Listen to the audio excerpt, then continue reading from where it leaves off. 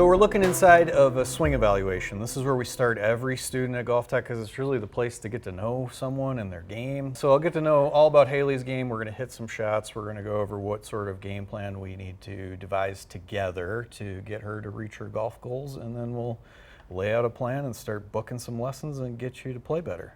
Perfect. Doesn't That sound sounds easy? good. Yeah, it sounds easy, but there's a little process behind it.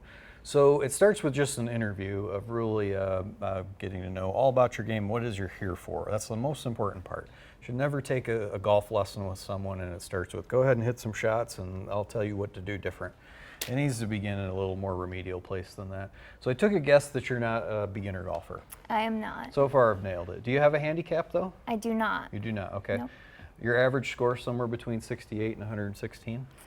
I would say I'm around 75 Okay. right now. I figured that's pretty close, but I didn't want to assume. And then if you could play your best, you want to shoot under 68? I want to be back Yeah.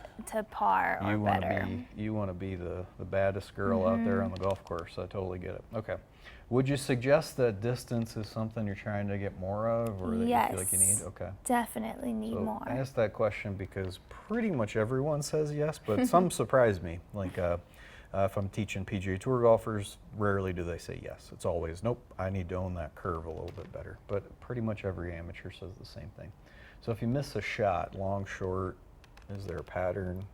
I would say probably short. Short Yeah. with an iron. How about left or right? Overdraws or push cuts? Push. Push, okay. That one was very animate with your answer, so I'm sort of getting an idea of what we're going to do, or anything we do to speed it up and to make sure all the shots draw.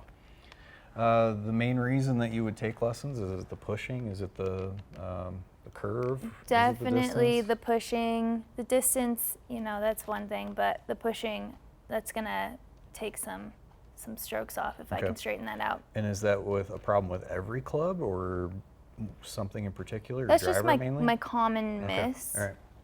I'm just going to take that note and we'll hang on to that one. Any on-course situation that scares you the most?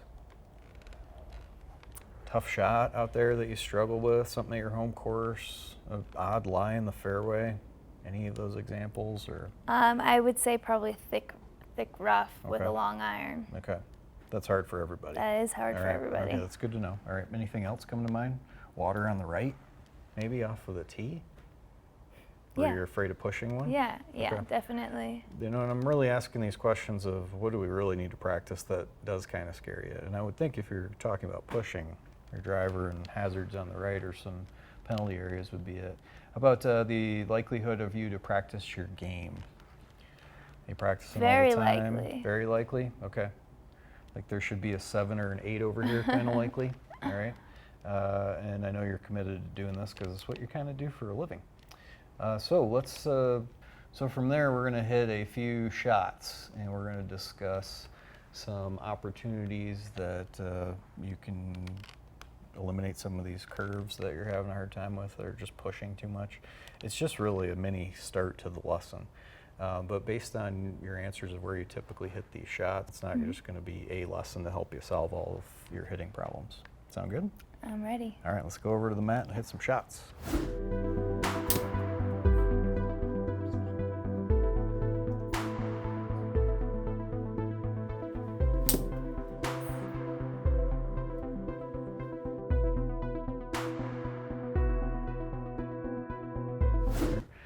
Now, looking at your swing as a whole, I don't know how long it's been since you've seen it, or I know what it is that you have been practicing, but we'll just go up to the top of the swing as an example. 107 degrees of shoulder turn.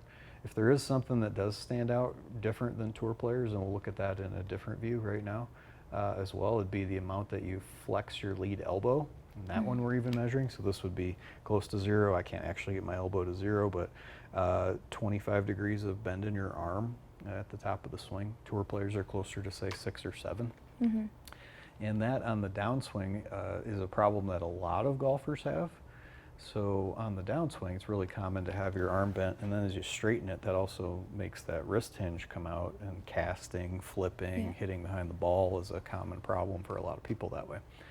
You're very good at this. You overcome that elbow bend and you don't have the same problem, but things like that are what you'd want to look at in a swing evaluation. and how you'd begin to look at your swing. Going down a little further, we'll get closer to impact. And right about here is where you've hit that shot. And now you can start to see some numbers that are, there's not a lot of green up there, there's a lot of blue and yellow. So there are some things that you do a little bit different, and maybe in particular, only because I know it's something you've been practicing, is keeping your foot on the ground a little bit longer than that. That does help you swing more into out. If I want to swing the most into out, I'd stand up vertically like this and just shove the path out further with the shaft. So that's a big trait of some of those into out swings.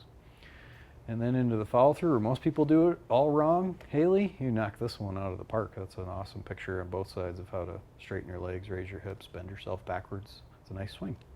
Thank you. Good. So, and you already knew that. Now, the more fun way to compare yourself, and one I think that's really important, is to pick out a tour player. Some of the best players in the game make for good examples of how to hit a ball. So I'm going to throw up Colin Morikawa. He's pretty good. He's won a few golf tournaments along the way. And he demonstrates a few things that you would like to do a little bit different. His lead elbow isn't nearly as flexed as yours, and you'd see the length of his swing is a touch shorter, but the part I would try to watch would be on his downswing. So from the top of the swing, I'm just moving him frame to frame. I like him as an example for you because he might have his right heel off the ground as high as any tour player, and you'll be able to see that it's still closer to the ground than even how you're hitting this one. So while he has got his foot off the turf, it's still a little bit lower relative to his heel than yours. And you might notice like the inclination to the ground, or just this angle of his back, how he's more bent forward than you are, and how straight your hips are vertically, and even the upper spine that you have there. You're trying to curve that forward so you stay in your inclination to the ground. He's more in the shot still. Yeah, that'd be a great way to say it for sure. He's more bent forward like he was just when he set up to the ball. So that yellow arrow that's there, when I go right back to address, you notice how similar those are. And then yours is very different with how you were flexed forward before and how much more bent backward you are. So that would even be like an interesting place to start with. So you and your coach will go through this. Everything I just talked about is recorded and available for you to see afterwards too, including the motion measurements that I pulled out. And all of that's important for you to then go home and revisit whenever you want, as well as it's giving you like a starting ground, a place where you know you started with GOLFTEC and you know you started your swing journey that way. So the biggest problems I see are that to wrap all that up would be sometimes your swing path gets more than 5 degrees into out. That leads to the bigger pushes. It's harder to curve as much. Not that you can't do it, but sometimes you do. And then the amount that you're bending your hips backward and kicking your knee forward, which is flexing it, is causing that path to shift out more into out in many of your swings. A lot of it's right, but that does get complicated when you're talking about how many you push to the right. That's a good place to start. So we're going to practice for like maybe 5 minutes, because the point of today is not to try to fix this problem all the way. It's to say, here it is. Let's address it so you can see something kind of change and see where the ball is going to fly differently now. Feel it. Yep. And then we're going to get into how we can help you long term here with all of those golf problems that you'd mentioned in the beginning. Okay. So now we're going to practice keeping your foot on the ground.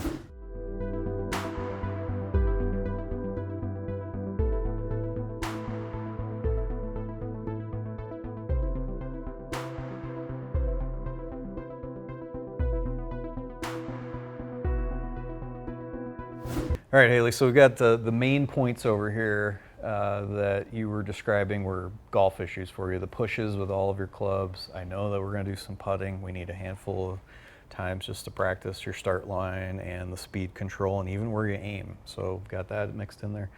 You want speed. Who doesn't want speed? That's the name of the game these days. And yeah, if you could hit it 20 yards farther, your score goes down incrementally just from that. And then the short iron proximity. I know you want to get more birdie putts. So here's how I would recommend that we do that. So first I'd start with a handful of lessons just in the bay. So we'll work on, we'll start chipping away at some of these, in particular that push piece. And that should in a way help you with that short iron proximity too. Right there is a good place where we would stop, and I'd like to take a look at your clubs next. So that is a critical piece for us to analyze. Not so much that I want to sell you new clubs. That isn't the point. But if you're serious about golf, I want to make sure your clubs aren't actually holding you back. I don't know if they're too long, if the lie angle on the ground isn't quite right. Something like that might be causing some of those swing issues that you have. So we check those out, make sure they're not holding you back. From there, looking to probably do another handful of sessions back in here in the bay, and we'll keep practicing. Maybe you'll start getting into the speed and swinging even faster, I think is probably where the next handful come. So from there, this is where we take like a detour to going outside. So I'll just put a PL here for playing lesson. And we're going to do that for at least 9 holes or so and see what actually happens to you out there. Like, what are we practicing in here? It's easy to put that club down on the ground and hit a little half shot like that, but eventually you've got to go fast. And maybe there are some other aspects of Hailey's game that are worth addressing that we can see outside. So that is super important, critical.